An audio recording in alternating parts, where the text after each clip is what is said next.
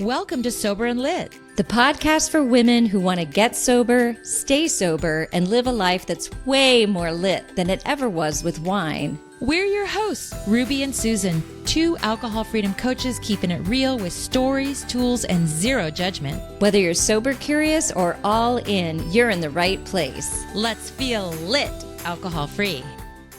Welcome back to the Sober and Lit podcast. I'm Ruby and I'm here with my lovely friend Susan. We're so excited. Welcome. If this is your first time listening, so excited. Welcome. And if you're one of our listeners that listens every week, thank you for listening. We love what we do. So I used to work in the wine industry for years and 20 years. So I would have said I loved wine. It was so much fun. But I, along with Susan, we no longer drink alcohol. Okay. And so I thought a fun idea for this episode would be, what are the reasons? What are our top 6 reasons why we no longer drink anymore? I do not call myself a recovering alcoholic, nor did I really have any serious health issues or a DUI or any kind of a view that needed me to dictate that I had to be abstinent. There was nothing telling me that.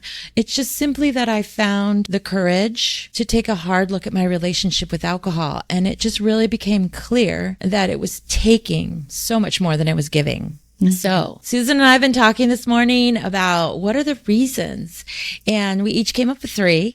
And Susan, so let's dig right in. What is one of your main reasons why you don't drink anymore? Well, the biggest reason is, and this was my biggest why, is that I don't want to hate myself anymore. I had gotten to the point where my efforts to control and moderate my drinking, if I did overdrink, I just hated myself. I mean, I just really got in the way of everything in my life, that hate for myself. I would drive to work and be crying. Why did I do this again? What's wrong with me? I didn't know what I know now about alcohol. And then I pull myself up by my bootstraps and go to work and do my thing and then come home. But it was always I had this wedge, this black cloud over my head and over everything in my life that just kept getting darker and darker and darker.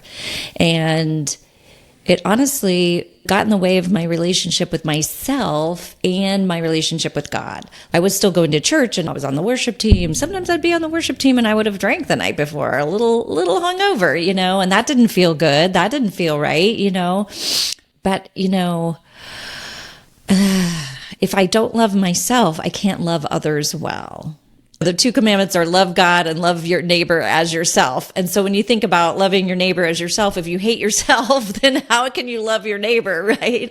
And I realized, I just couldn't love well when I hated myself so much.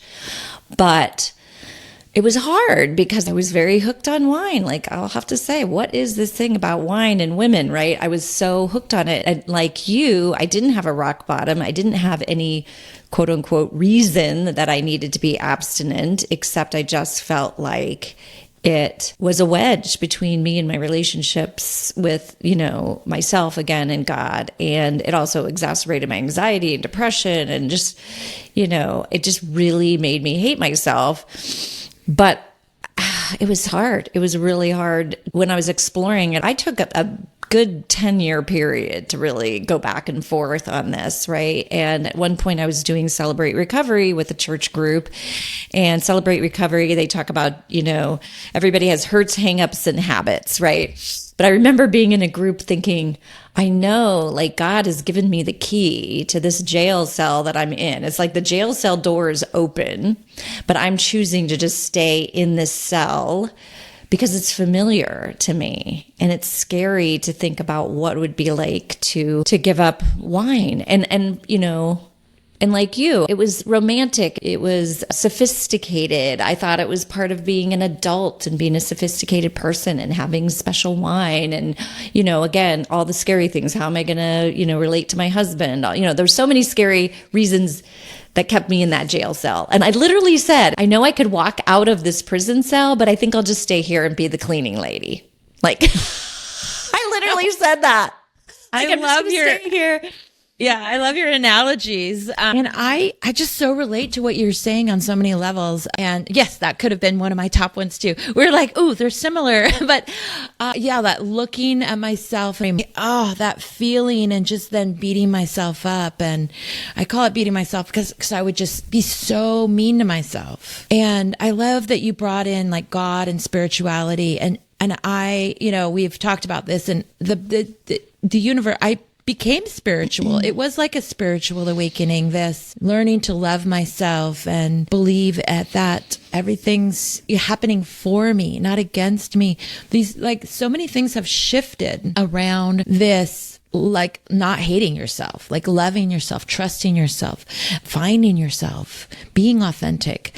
And so many of my clients have said the same thing. They discovered themselves and they trusted first in maybe God or the universe, and then in themselves. It's a really cool journey. Cool is even the wrong word, probably. It's a enlightened transformation journey. Like, I can't even recognize who I was back then. It's like, who am I now? Yeah, I was just going to add my 2 cents. My first one I wanted to talk about reasons why I don't drink is health. I mean, I said in the intro that I didn't have a serious health issue. Like, I didn't have, cirrhosis or something. And I want to say yet. And I didn't have a DUI yet. But I felt in my body, my deepest knowing, I knew that it was alcohol. That was the thing that was keeping me from my weight loss goals, keeping me from sleeping well, keeping me from feeling healthy, feeling energetic, all of it. Because it literally, this becoming a non-drinker is the healthiest decision that I made in my life. I think it's the healthiest decision. If you're a heavy drinker or a gray area drinker, it's the best decision you can make in your life, because you want to add that word yet, right? After everything, maybe you're waiting for something. I hear this sometimes, like I'm waiting until the doctor lab reports tell me it's really time. But why wait? Like, why wait?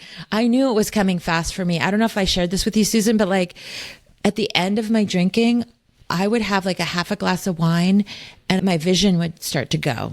So I knew my vision was going. Every night, my heart hurt. Like, I would wake up in the middle of the night, my heart would be pounding and it would be hurting. It was hurting. And then I realized later it was probably liver. I was having pains. I was having pains all over. I call them unidentified drunk UDIs, injuries. I mean, I'm laughing about it, but I would wake up and maybe I bumped my head or fell or my ankle was hurting or, because things would happen while I was drinking. One of our recent episodes, we did blackout or brownout drinking. I wasn't making memory. I didn't even remember. Why do I have this big, bruise on my leg? I started to actually, while I was drinking in my drinking days, I had twisted my ankle, really bumped my head so bad I got a concussion. I had a dislocated knee when I was skiing. And I realized, and I'm only just saying this now, I didn't think it had to do with alcohol, but we went to the chalet and we had some drinks and then we went back out skiing. And that's when I dislocated my knee on the bunny slope. And I'm a pretty good skier. So yeah, so health, like since I went alcohol free, I've lost the weight. I sleep better. My body heals. I look younger, right? Everything heals. When you're drinking, it affects everything. Your skin, your hair. My hair was so thin. I would try to make a ponytail and it was like, and now I make a ponytail. It's pretty, I'm aging, but I'm aging well. And also just health, energy. I think energy is important. Waking up in the morning, feeling like I have energy for the day. I'm excited about the day. Instead, I would wake up just dreading the day and feeling like crap and having brain fog. One of the things I hated the most, and sometimes I forget how bad it was. The brain fog was it was like slugging through like quicksand or something. Like my brain was so foggy and it would take a couple of hours, I'd drink like coffee, lots of cups of coffee. And then it just took hours. So health. What about you? Yeah, I mean, that was one of my top ones And I think that it's a great thing that is being done in this new sobriety movement is really understanding how alcohol affects your body and brain, because I didn't really understand that and get that when I went to either Celebrate Recovery or AA, the 12-step programs. It was just don't drink, and I could feel that I felt better and I could feel I felt healthier, but I didn't know why, because I just didn't have that information. And so, yeah, I mean, when you learn how alcohol really wreaks havoc on your body and brain and your overall health, all of a sudden I'm like, why would I even do that to myself? And, there's funny memes out there on Instagram and stuff like if they introduced alcohol now as a substance, it would probably not be legal because it just has so many negative health implications. And like you, I can see a huge difference in my health and in my brain. Yeah, that fog. I mean, I remember how you get a code, on your phone and then you have to go type it in. And, I'd read the code and I'd go type it in. I couldn't remember it from that fast. Reading the code and then going to type it in. I'm like, I couldn't remember the dang number. I mean, that's crazy, and just, that overall foggy feeling. I had like heart palpitations sometimes, which I didn't necessarily attribute to alcohol until later when I started learning about, the way that alcohol affects your body and brain, and especially around the cancers, breast cancer. I knew that, drinking at the time, my understanding was drinking over 7 drinks a week for women increases your chances for breast cancer. That's what I understood. So I knew that I was increasing my chances of breast cancer. We have that in my family. My maternal grandmother had breast cancer. And so that was always this little niggly thing in the back of my mind, like, you're increasing your chances. And I had a terror of having cancer, really, a big, huge fear of that. But also dementia, and my husband's mother has dementia, and it's a huge, now we're learning, there's even more and more research out there that any amount of alcohol, even small amounts, increases your chances for dementia. Now we're all living longer. Do we want to live longer and not remember our lives? It is heartbreaking to me. And I think I have shared this before, but I think it's worth sharing again. It is heartbreaking to me that my mother-in-law doesn't remember her life at all. At all. I will show her pictures in a photo album and she does not know who the people are. And this trip to Hawaii, this was her house near Yosemite. She lived in Mariposa near beautiful Yosemite. She doesn't remember that. This is your second husband. She's like, I had 2, So just that memory. And I remember, because I took a while, especially in 2019 when I was really putting effort. I was really like, I got to do something about my drinking, but still in the back of my mind, I was like, I can get back to normal. So I would have 30, 60 days and then I would drink. And then at the same time, I was learning more about how alcohol affects your brain and body. And I remember learning it's toxic. And the minute you drink, it's like your body just wants to get it out. It's like the 3-alarm fire, like your heart starts to pound. It's like, get this crap out of me, And I remember having that experience, though, then experiencing that in my body when I drank again, in my experiment. And it was my anniversary, and they brought me a glass of Prosecco, and I had that wavery moment where it's like, do I drink it or not? And then I did. And then I could feel that. All of a sudden I could feel the get this out of me, get this out of me. But that experience was so great. And this is why in our coaching, as you know, Ruby, we talk about data points. We have programs where you don't necessarily stop drinking right from the very start, because I think some of this learning and then experiencing it in your body goes such a long way to really starting to understand it. It's like, oh no, I can feel that happening. Instead of it just being head knowledge, now it's body experience knowledge. And so that was a big factor too, is just feeling the toxicity in my body and going, I don't really want to do this. And then again, to your point of aging well, yeah, I look a lot better. I mean, I'm 60, you're 55. And if we're aging well, and we've talked about this before, I'm out there walking with my weighted vest. I'm doing the strength training. I'm doing all the things. I'm taking all the vitamins. I'm doing all the things. If I'm doing all the things and I'm still drinking, I may as well just throw my weighted vest in the dumpster. You know what I mean? it's just undoing all of the work that I am doing to age well. So not drinking is part of the aging well plan for me. I love to say to people, when they say, oh, you look younger or something, I'm like, yeah, I'm not drinking. It's like the number one aging secret, I think. It really is. Yeah. Well, one of the reasons that I'm no longer drinking is alcohol made me boring and dumb. There, I'll say it.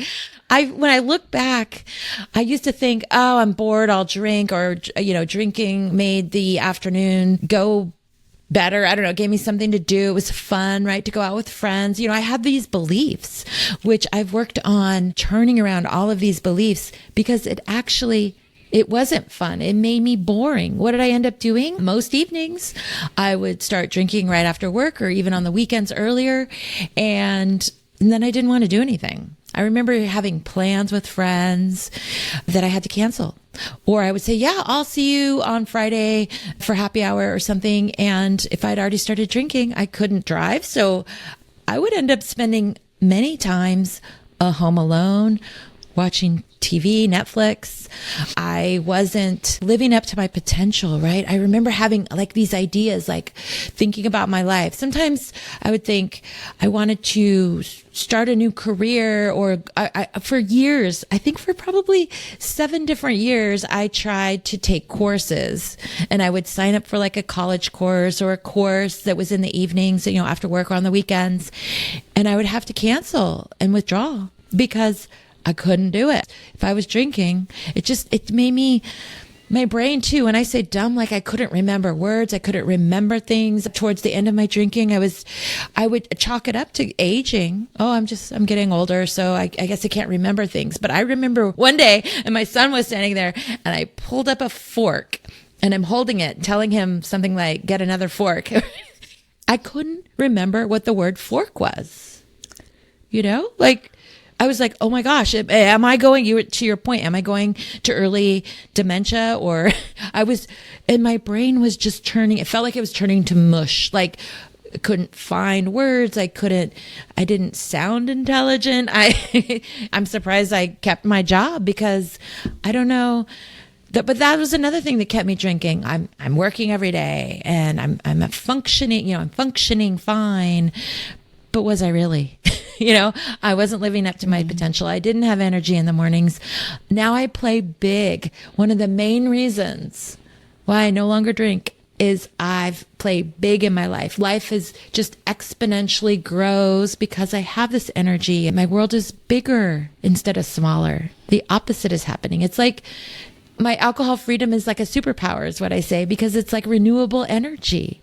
And my brain is online, and I feel more intelligent, although I don't know about that. Sometimes I'm like, sometimes I still can't remember words, I'll admit. But I'm saying overall, it's the instead of, my brain digressing, I feel like I'm building my brain. Like we've learned about neuroplasticity, that our brain grows. And I feel like it's growing through different things that I do. Exercise, meditation, eating healthy. And all of these things just were not possible when I was drinking. I tried meditation, couldn't do it. Monkey brain. I tried to eat well. But if I was drinking, I would just end up eating junk food or getting off my, Whole Foods diet or whatever diet I was on.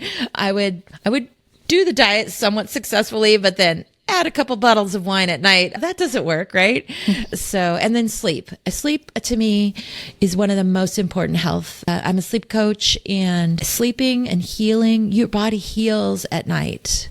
When you're resting in deep sleep and REM sleep cycles, your body is finding those rogue cancer cells and eliminating them.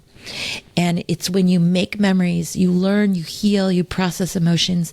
Sleep is so important. And that was disrupted every single night when I was drinking. And like you said earlier, Susan, even one glass of wine or one drink can affect your health, your sleep. It's now known that no amount of alcohol is safe for the human body. Yeah. Oh, you were talking about memes earlier, and I thought of one I wanted to share really quick.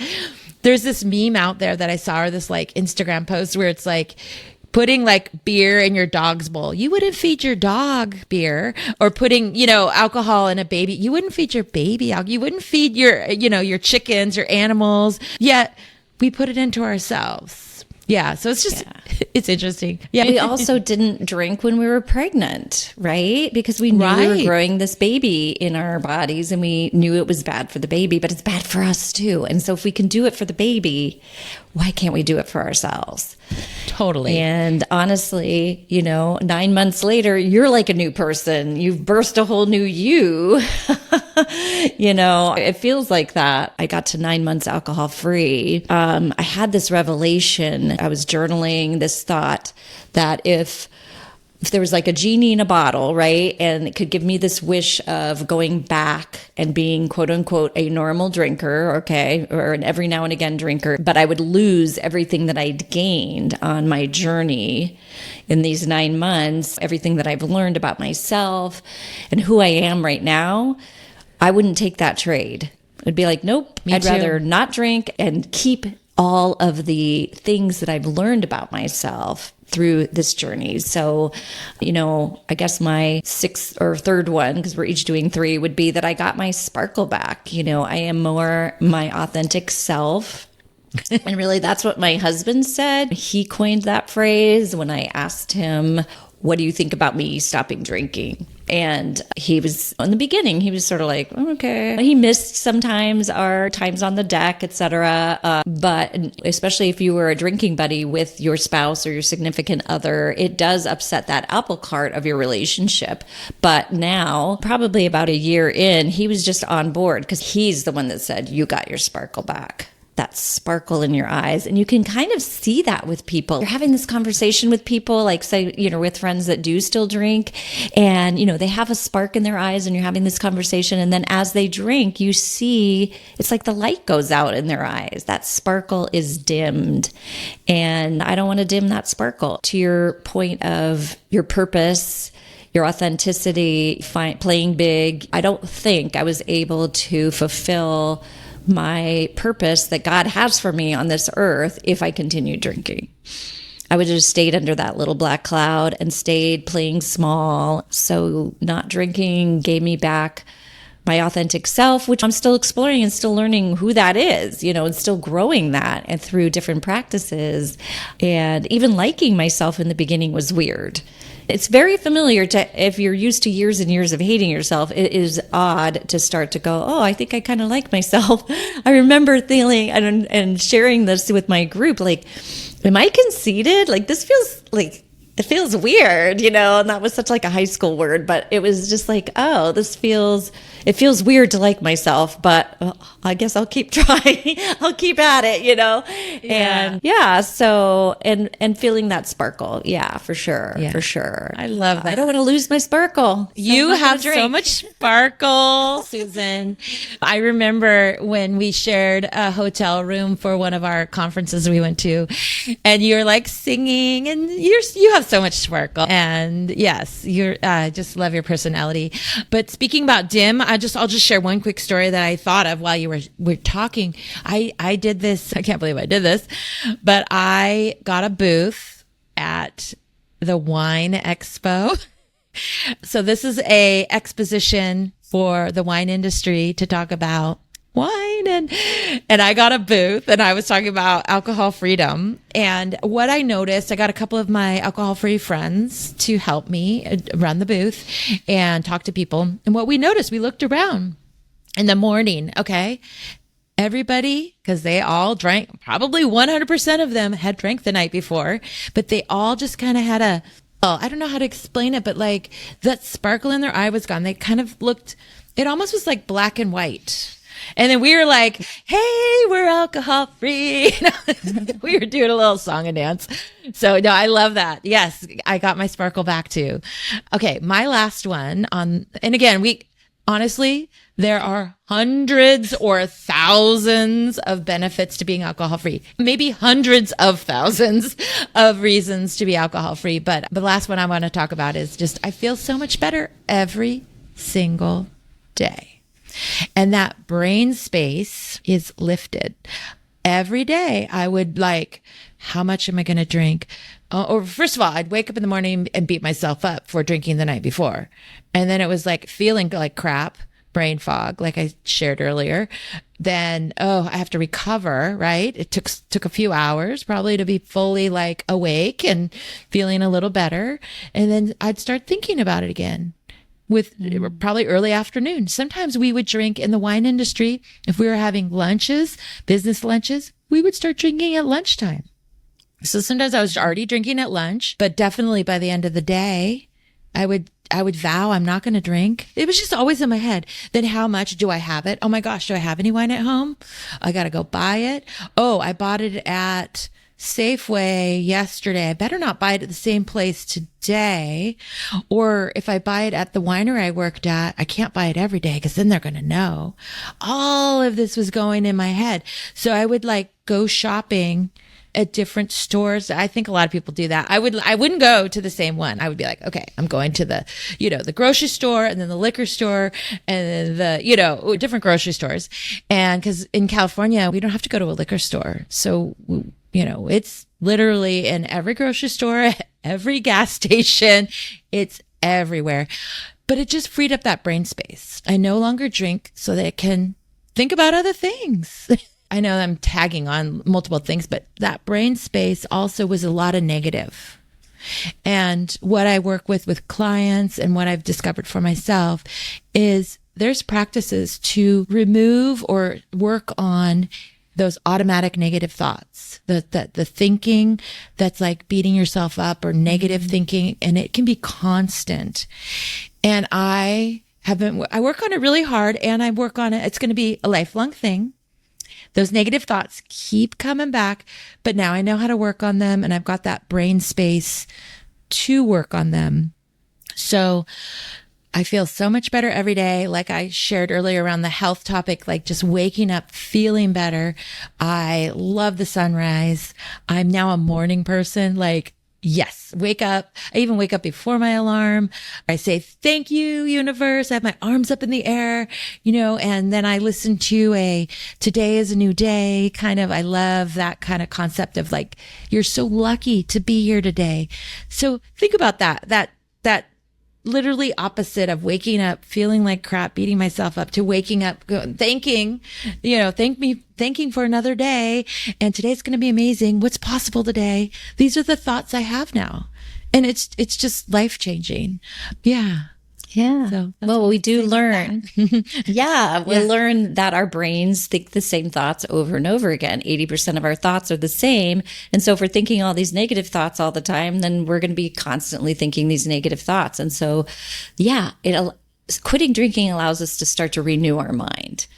It allows us to start thinking new thoughts. And then those thoughts, those positive thoughts, can be part of the 80% of the thoughts that we have most of the time. Yeah. And the freed up brain space. Yeah. It's when you're trying to control your drinking is just like so much brain power is going into this, and it's such a mind F, right? It is so hard. And yet people just talk about like, wow, the relief of just not having, and the time too. Like how much time are you spending thinking about drinking, recovering from drinking, thinking about the next time you're going to drink, going and getting those drinks, like you said, maybe doing your little tour of the different stores. So in Connecticut, we have to go to the liquor store. And so, there were different ones that I would rotate. And if I felt like I did this once, this is so embarrassing. In addition to the wine, I bought a gift bag. Just be like, okay, yeah, this is a gift. This isn't for me. This is a gift. Like, who cares? And I realized that's so dumb, Susan. Everybody at the liquor store doesn't care. They want you to buy their liquor. But it was like, am I hiding from myself? Am I like making this story up for myself to make myself look better? Like, oh no, I'm not here buying wine because I'm going to drink it later. This is a gift. So I literally spent like $5.99 extra to get a stupid gift bag, which is ridiculous. Susan, I did the same sort of thing. They are like little white lies, I guess, to look better. I remember when I would buy the wine at the tasting room, because it was right there, I would always say, oh yeah, I'm having a dinner party tonight. I wasn't. It was me, a dinner party for me. And it's really sad to think about that I had to like lie. They didn't ask, why are you buying wine? But like, I felt like I had to tell these little like white lies or so it makes me, then I'm like, I'm not authentic, right? If I'm having to do that, then we're not trusting ourselves or being authentic. So now I can be authentic. Yeah. So Susan, do you think there's like, for our listeners, something that they could do if they're thinking about their drinking, they're in that early stage and maybe they've been thinking about it and then they want this? What do you think is the first thing they could do? Well, we talk about this in our coaching and what's your why? But we wanted to really attach it to a feeling. Like, what is your why? How do you want to feel in your life? And then how does alcohol either contribute to that feeling or take away from that feeling? Because if you don't have a strong why is really an anchor in your journey. Like, I also have this worksheet that I talk about want power. So instead of, I don't want to drink because of this, it's like, I don't want to drink because I want this. It's kind of changing it from I don't want a hangover to I want to feel amazing in my life, or I want to get my sparkle back, or I want to be the healthiest version of myself, or I want to stop hating myself. I mean, that was a big why. Like, that is big, right? You need a big why, because alcohol is addictive, and that addictive part of your brain is going to come up with, I want to give credit to Rachel Hart, but this really spoke to me when I heard her podcast about the Rolodex of excuses. And I call it, permission giving thoughts. Your brain's going to come up with a lot of permission giving thoughts. And if you're like, I just want to be healthier, like that's your why, it's like, you just throw that out the window. You can go, yeah, everything's not healthy for you, whatever, and it's so easy you have to really dig in and have a visceral why, a very strong emotion-based why, to help you during those early days when your brain is going to throw up all these reasons it wants to get that big dopamine hit, right? Yeah. Yeah. And it's so true. The people when I'm coaching that are kind of like, well, life is okay drinking.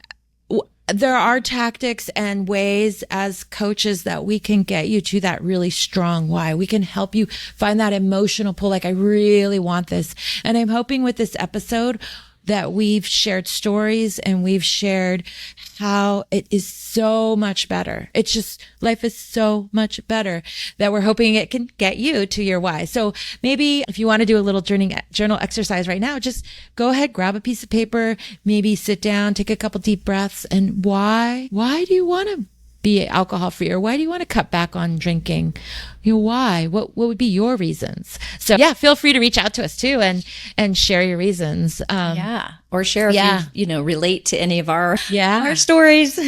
Yeah, we have a Facebook community. It's Sober and Lit, and you can join there. We also have another off Facebook community on Band. So yeah, reach out to us. We always put our links or how to reach us at the bottom of our episodes.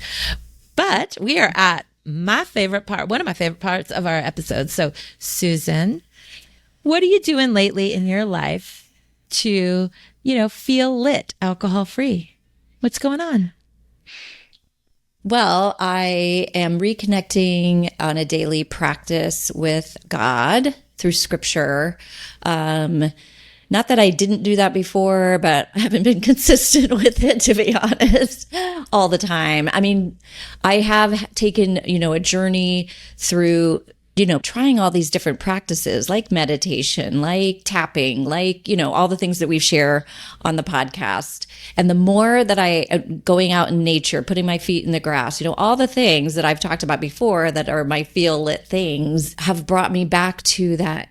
These are part of God's creation, and God made these things to help us regulate our nervous system. And I'm just being drawn back to a more regular Bible study in scripture every morning. It's not super long, but just really reconnecting with my prayer life. And I had some church hurts in the past that I still believed, I just wasn't really digging into my relationship with God. And now I'm really just putting that first. That's something that I want to do every day before I do my 5 Tibetans or before I do my yoga. And one of the things that really helps me connect with God is nature. I mean, I open the back door because it's starting to get cold now in Connecticut. And so I don't necessarily go out and put my feet in the freezing cold grass. But I open the door and I just breathe in the air. I step out onto the deck for a second. I look at the sun and I'm just so grateful to, I don't know, that helps me connect with God. And then, I'm connecting through scripture and just really getting back into, because it's just everything that I've learned about ways to regulate our nervous system or our brain, how our brain works is backed up by scripture. And I'm just like, oh, God thought of this first. We all think we're just discovering it now, in all these different practices, but they were, the renewing of your mind, that God gave us human beings a prefrontal cortex. We are the only species that has a prefrontal cortex. Well, God gave us that so that we could think about our thinking. So all this work that I'm doing on my brain, and thoughts work is part of God's design. So that's what I've been doing. That's beautiful. Thank you for sharing that. All right. Well, we're going to end, but thank you so much for listening. Do reach out to us. We are so approachable. Feel free to reach out to either one of us or both of us, or join one of our communities. And we just love our listeners. So thank you so much for listening. Okay. Bye-bye. Thanks so much for listening to the Sober and Lit podcast. If you enjoyed this episode, we would love it if you would subscribe, rate, and review. It really helps get the word out. And remember, do something today to help you feel lit. See you next week.